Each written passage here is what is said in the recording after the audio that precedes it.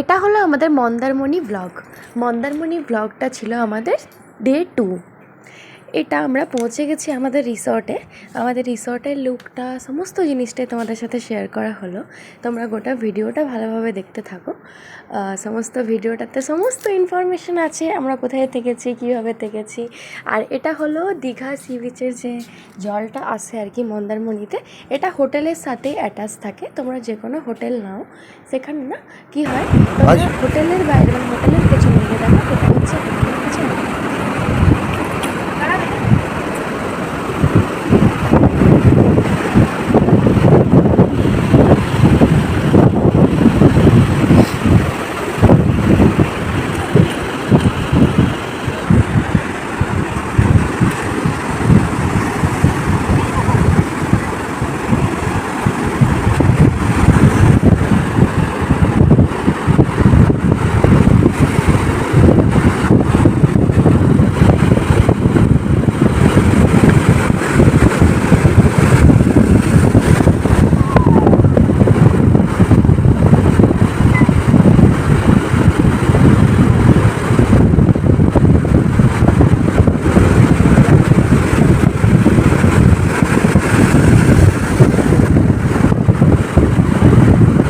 আর এখানে চলছিল আমাদের কি খাবো না খাবো সেটা ডিসকাশন। আমাকে জিজ্ঞাসা করেছিল তুই কি খাবি বল, বা তুমি কি খাবে বলো। কারণ কি আমারটাই হচ্ছে প্রবলেম, আমি কি খাবো। আমি খেলে পরে ওরা ঠিকঠাক খেয়ে নেবে, ওরা আর কি মানে মাছ মাংস সবই ঠিক আছে, কিন্তু আমার খাওয়াটা নিয়ে অসুবিধা। এই রুটি খাবো না, এই ভাত খাবো না, ওটাই ও বলছে। তুমি আগে নিজেরটা বলো, নিজে কি খাবে সেটা বলো, আমাদেরটা আমি বুঝে নেবো। মুখটা দেখা দেখেই বোঝা যাচ্ছে। আর হোটেলে গিয়ে পরেই খুব টায়ার্ড হয়ে গেছিলাম আমরা সবাই। এই ভাইটা এলো, ও কনফার্ম করছিল কি খাবে না খাবে সেটা অর্ডার দিতে হবে।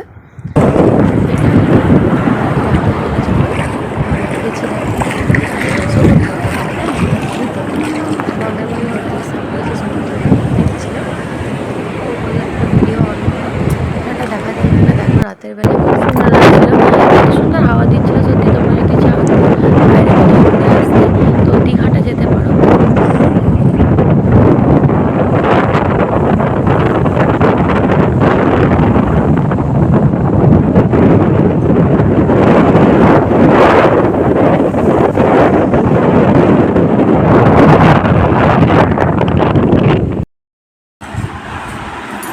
এই যে রুমেই খেতে বসলাম, আর বাইরে যাওয়ার মতো কোনো মেন্টালিটি নেই, তো অর্ডার করে দিয়েছিলাম, দিয়ে পরে গেল। এই যে ঝুড়ি ভাজা, আমি ওটা খাবো না, লীলা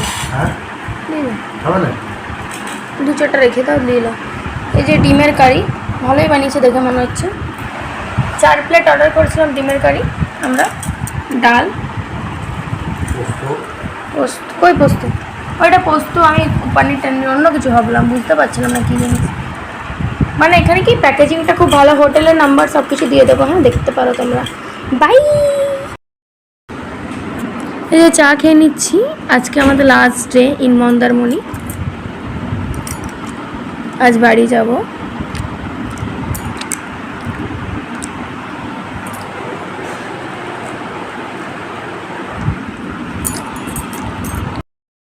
প্যাকেজিং খুব ভালো, কি সুন্দর প্যাকেজিং এইভাবে দিয়েছে। ওয়াও, কি দারুণ। এই যে আমরা সব জায়গায়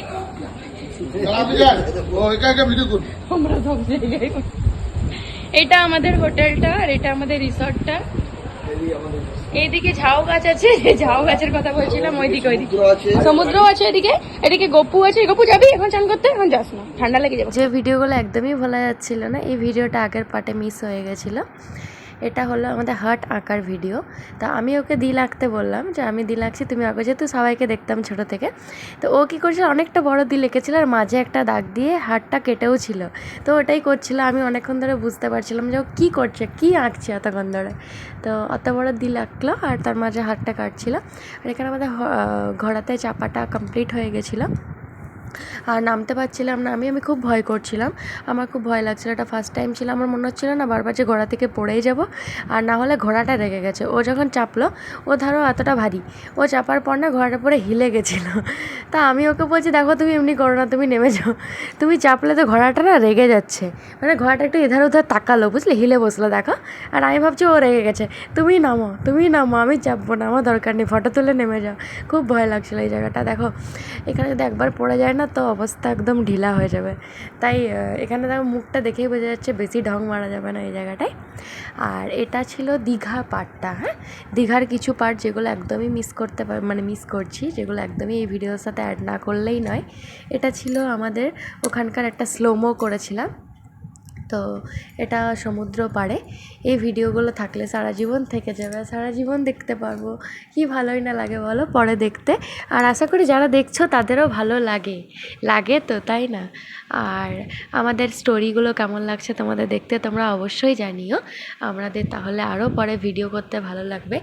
অনেকটা ফটোজেনিক হয়েছিল তখন, এতটাই ফটোতে অত ভালো রিঅ্যাক্ট করতে পারতো না, কিন্তু দেখে দেখে শিখে ও এখন আমার সাথে খুব ভালোভাবেই ভিডিও করে। দেখো যতগুলো পোজ ওই করেছে বেশিরভাগ, আমি আগের ভিডিওতেও বলেছি, ও এইবারে অনেকটা সাপোর্ট করেছে বলেই ভিডিওগুলো এত সুন্দর লাগছে দেখতে। দুজনের সাপোর্ট ছাড়া কোনো দিনই ভিডিও সুন্দর হতে পারে না। দুজন মিলেই যদি সাপোর্ট করা হয় দেন তবেই ভিডিওটা খুব সুন্দর লাগে দেখতে, আর তোমাদের কাছে প্রেজেন্টেশনটাও এতটা সুন্দর হয়। এটাও দীঘা বিচ বলতে এটা হচ্ছে নিউ দীঘা। ওল্ড দীঘাতে সেরকম নামতে দেয় না, ওখানে গর্তটা বেশি। ওল্ড দীঘাতে আমরা গেছিলাম রাতের বেলা দিকে, মানে ডে 1 আমরা গেছিলাম ওল্ড দীঘা। ওখানে একটু সমুদ্র পাড়ে বসতে খুব সুন্দর হাওয়া দিচ্ছিলো ওই জায়গাটায় রাতের বেলা, আর ঢেউটা অনেক বেশি বড় বড় আসছিলো।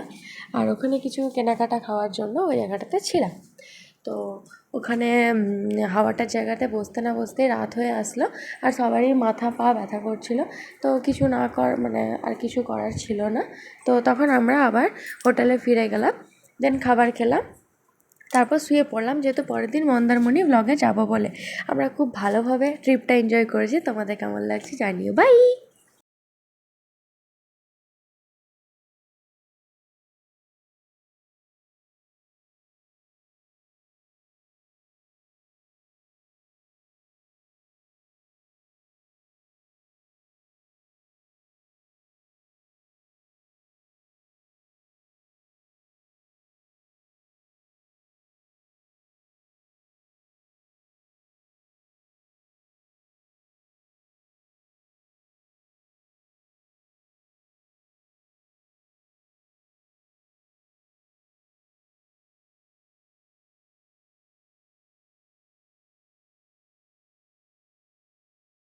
হাই গাইস, চেক আউট করছি আমরা এবারে এখান থেকে।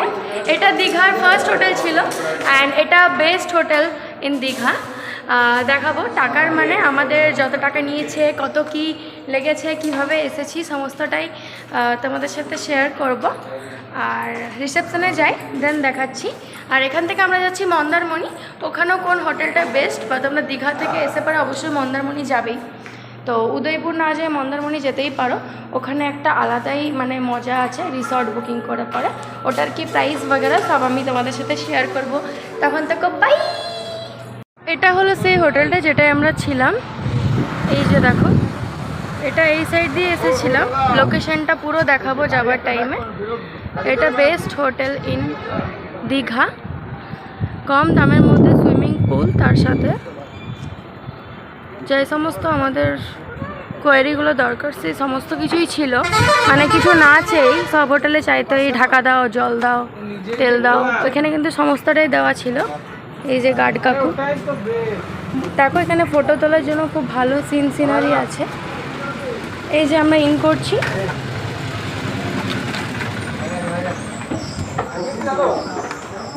এটা হোটেলের রিসেপশন লুক। এখানে ওরা কথা বলেছিল, দেন ফাইনাল হয়েছিল প্রাইসটা।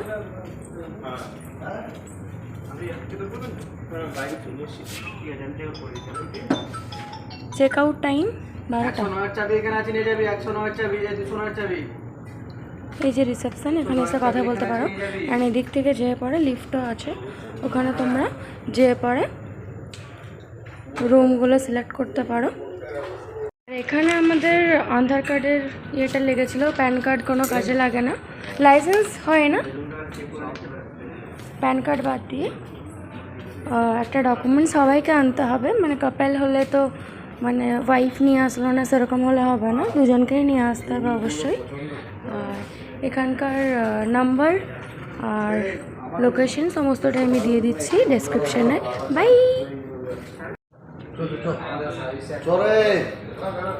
চলো আমরা চেক আউট করছি এখান থেকে, মন্দারমণি যাবো, দেন বাকি ব্লগটা তোমাদের সাথে কন্টিনিউ করছি। এখন আমরা কারে করেই যাব, আর টোটো বাগেরা করবো না, কারণ কি এখান থেকে তো আমাদের শিফট হতে হবে, কালকে শিফট হয়নি বলে আমরা টোটোতে করে গেছিলাম ওইদিকে। এটা আমরা এখানে কচুরি তরকারি খেয়ে নিলাম, তারপরে আমরা বেরিয়ে পড়বো মন্দারমণির পথে। কচুরিগুলো বেশ ভালো ছিল, তরকারিটা খুবই পাতলা ছিল। এখানে কচুরি খাচ্ছিলাম কারণ কি আমাদের ব্রেকফাস্টটা করা হয়নি। এটা দীঘা থেকে যখন আমরা মন্দারমণির দিকে যাচ্ছি সেই ভিডিওটা, সেই ব্লগটা আর কি। তো এখানে আমরা খাবার দাবার খেয়ে পরে এরপর যাব মন্দারমণির পথে। একটু চা খেয়ে নিলাম, নর্মালি চা খাই না কিন্তু চা দেখে খেতে মন করছিল। দেখবে কাউকে খেতে দেখে বেশি খেতে মন করে। আর হোটেলের যে ফটোটা ওটা দিয়ে দিলাম, এটা রেস্টুরেন্টটা মানে আমাদের হোটেল থেকে একটু সামনেই ছিল। তো এখানে এসে খাওয়া দাওয়া করতে পারো, সেরকম কোনো হোটেল আমি দেখলাম না খাওয়ার মতো, মানে হোটেলের মানে রেস্টুরেন্টের ভেতরে ছাড়া। রেস্টুরেন্টের ভেতরে খাবার দিতে অনেক সময় লেট করে দেয়, তো এখানে এসে খেতে পারো। আর এই দেখো আমরা এবারে বেরিয়ে পড়েছি মন্দারমণির পথে। দীঘাটা আমরা এই ক্রস করে গেলাম, জাস্ট ক্রস করছি। আর তোমরা ভিডিওর সাথে জুড়ে থাকো, গোটা ভিডিওটা দেখো। আর অনেক কিছু আছে সুইমিং পুলে, আরও মন্দারমণির যে সুইমিং পুল ওখানে নাচ আছে, আমাদের ড্যান্স আছে, তাছাড়া এই সমুদ্র স্রোতের ভিডিও আছে দেখবে। আমরা যে রাস্তায় যাচ্ছিলাম, রাস্তাতে যে ওল্ড দীঘা নিউ দীঘা যে মানে স্রোতটা পড়ছিল সেটা এখানে দেখানো হয়েছে। বাই।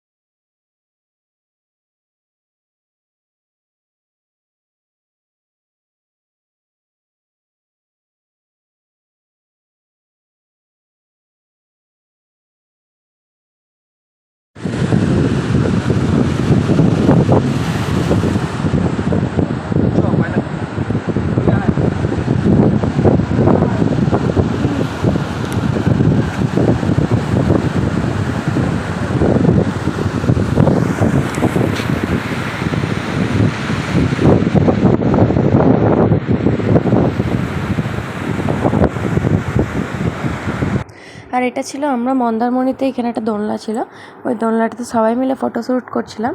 তার সাথে একটা মানে পার্ক টাইপের একটা ছোটো মতো ওই সেই ওঠে নামে না, কি বলে ওটাকে, মনে পড়ছে না ঠিক আমার। তো তোমরা কমেন্টে জানিও মনে পড়লে তোমাদের। ছোটোতে আর কি করতাম, ওঠানামা করতাম, একজন উঠতো একজন নামতো এই টাইপের। ওটাও ছিল, ওটা আমি দেখতে পাইনি ঠিক। তো এরা সামনেই ছিল, তো দেখতে পাইনি, সামনের জিনিস আমি দেখতে পাই না অনেক সময়। যাই হোক, তো ওটাতে এরা চেপেছিল, তো ওখানেও চেপে পরে ব্লগ করেছি। তো তোমাদের ভিডিওগুলো কেমন লাগছে জানিও। বারবার একটা কথা বলছি, ভালো লাগলে অবশ্যই লাইক করো, কমেন্ট করো, তাহলে আমার সাবস্ক্রাইবারটা বাড়তে সুবিধা হবে। আর এই যে দেখো, এই জায়গা থেকে ওই জায়গা, ওই জায়গা, মানে কোথায় যে ফটো তুলবো, কোথায় যে স্থির থাকবো, সেটা তো আর শান্তি হচ্ছে না, মনে শান্তিই নেই। মনে হচ্ছে না ওখানেই থেকে যাই, ওখানেই ফটো তুলি, ভিডিও করি। আর ওখানে গেছিলাম তো একটু পড়াশোনাগুলো করতে হয়নি, এসে পরে একটু আজবই লাগছে। পড়াশোনা না করে কি সুন্দর ছিলাম কদিন। যাই হোক, সব জিনিসটা কিছুক্ষণের জন্যই ভালো লাগে, সারা জীবনই কোনো জিনিসটা ভালো লাগে না।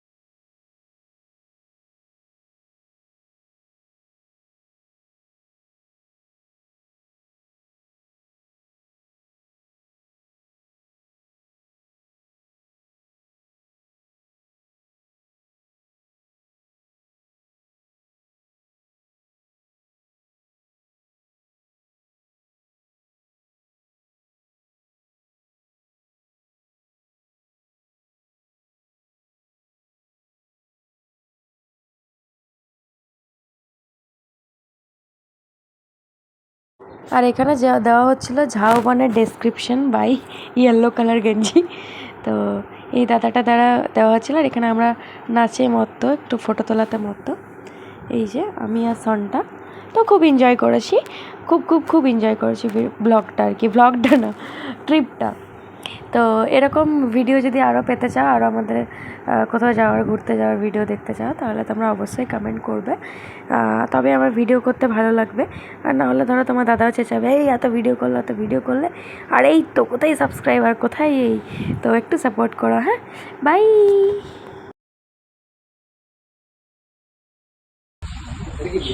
ভিডিও আচ্ছা ঠিক আছে গাইস, তুমি বলছি এবার আমরা ঝাউবন যাব। এখন আমরা সুইমিং পুলে চান করে একটু রেস্ট করছি। রাত হয়ে গেছে অনেক, রাতের বেলায় সুইমিং পুল, কিরকম ঠান্ডা লাগবে জানি না।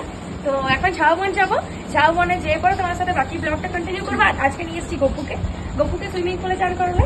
আর ওকে এখনো দীঘার সমুদ্র স্রোতে ওকে চান করানো হয়নি, তো ওটা কালকে সকালবেলা ওকে চান করাবো। জামার কি হাসি।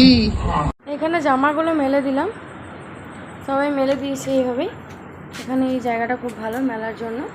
আর এই সুইমিং পুল এগুলো এখনই চলছিল, এগুলো সব অফ হয়ে গেল।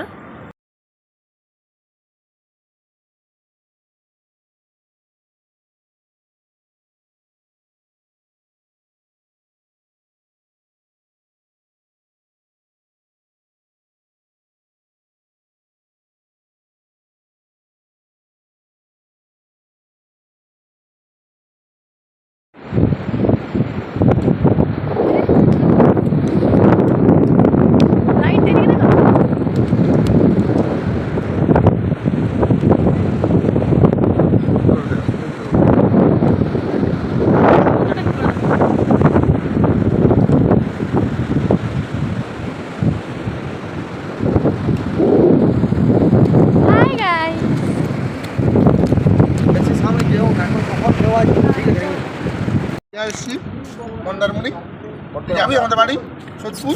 আমার লেগেছে, সোদপুর যাবি? সোদপুর যাবি? বাস টাটা।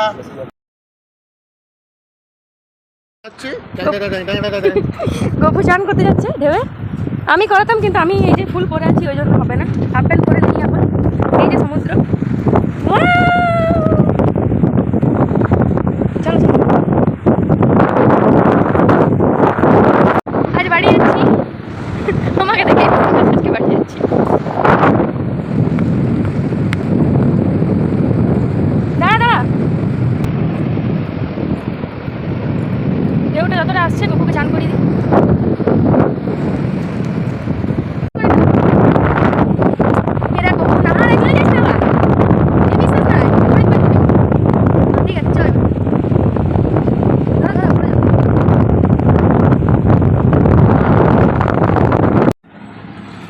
থেকে 10 কিলোমিটার 10 কিলোমিটার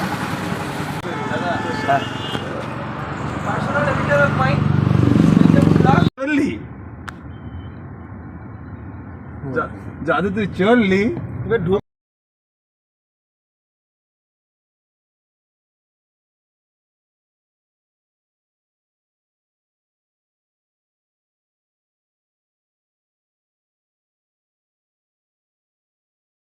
এই যে খাওয়া কমপ্লিট, এটা আমাদের লাস্ট খাওয়া মানে এই হোটেলে, মানে এই জার্নি। এই যে সর্দি হয়ে গেছে আর আমরা যাচ্ছি এবারে বাড়ি ফিরছি। একটা আইসক্রিম খেতে ইচ্ছে করছে, খাবো রাস্তায় দাঁড়িয়ে, তারপর বাড়ি যাবো। খেতে দাঁড়ালাম, এই আইসক্রিম খাওয়া, এইটা এটা ये खाऊंगा मैं। কাকু দিচ্ছে।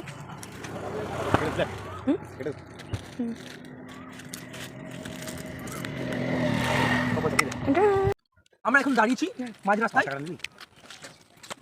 ওকে খাওয়ালি, আমাকে খাওয়ালি না। 5 টাকা কি হবে? এদিকে আয়, টাকা দাও তুমি। কুলফি দাও দেখি।